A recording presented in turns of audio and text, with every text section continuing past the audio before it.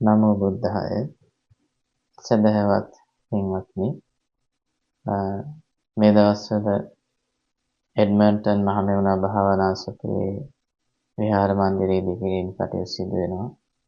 ඒක නිසා මේ අසකුවේ අපි මාසිකව කරගෙන යන දහම් වැඩසටහන් කෙරෙන ආකාරය පිළිබඳව සමහර විට ඔබට ගැටලුවක් තියෙන්න පුළුවන්.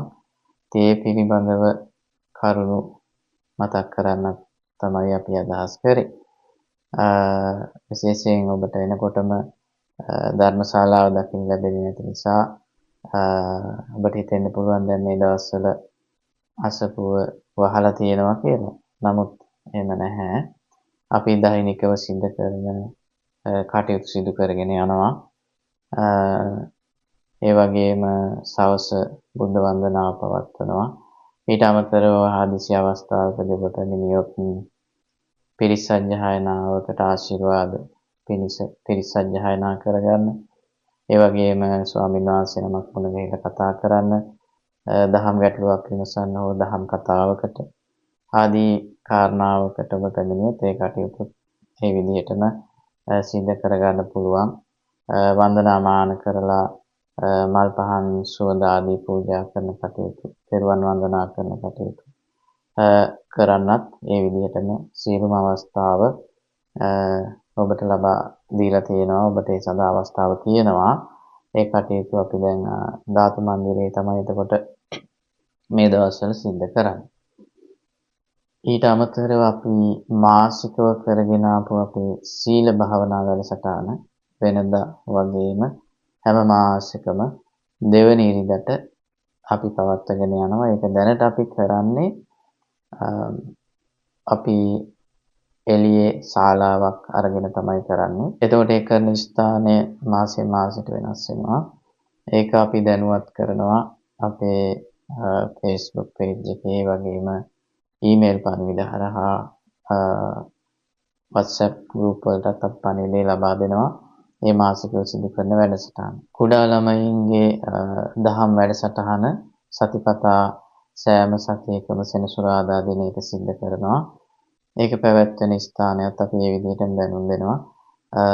ඒකත් අපි දැන්ට සිද්ධ කරන්නේ එළියේ අපි යොදාගත්ත ස්ථානයක මේ නිවසේක තමයි මේ වැඩසටහන දැන්ට කරගෙන යන්නේ. තරුණ ළමයින් වෙනුවෙන් කරන භාවනා වැඩසටහනට අපිට අපි ඒක මේ ස්ථානයේම කරන්න තමයි දැන්ට තීරණය කරගෙන තියෙන්නේ.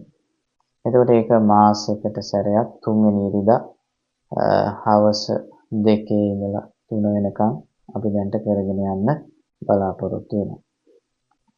ඒ වගේම අපි තව වැඩසටහනක් හැම මාසෙම අපි සිදු කරනවා ධර්මදේශනා මාලාවක්. ඒකත් අපි අසපුවේදී යම් යම් ස්ථානවල අපි ඒ වැඩසටහන සංවිධානය කරලා කරගෙන යන්නේ. ඒ වැඩසටහන මුනිදහමේ සිත් රැග්ගමු කියන ධර්මදේශනා මාලාව යටතේ දැන් අපි ඒක කරගෙන යනවා. ඒ වැඩසටහන කොහෙද කරන්නේ, ඊට තියෙන්නේ කියන දේවලුත් අපි අර විදිහටම පණිවිඩ ලබා දෙනවා. Facebook page එකේ දානවා. WhatsApp group වලට ඒ පණිවිඩ ලැබෙනවා. ඒ වගේම ඊමේල් හරහාත් අපි ඒ පණිවිඩ ලබා දෙනවා. ඉතින් අසපුවේ අපි කරගෙන ආපු බොහෝ වැඩසටහන් ඒ විදිහටම ඉදිරියටත් අපි දැන් මේ කරගෙන යනවා. ඉතින් ඒක නිසා ඒ දහම් වැඩසටහන් වලට ඔබට ඒ විදිහට සම්බන්ධ වෙන්න පුළුවන්. ඊට අමතරව හදිසි අවස්ථාවකදී ඇවිල්ලා වන්දනාමාන කරලා යන්න ඕන වුණොත් ඒ වගේම පිරිත් සජ්ජායනාවක් සිදු කරගන්න ඕන වුණොත් දහම් කතාවක් සිදු කරගන්න ඕන වුණොත්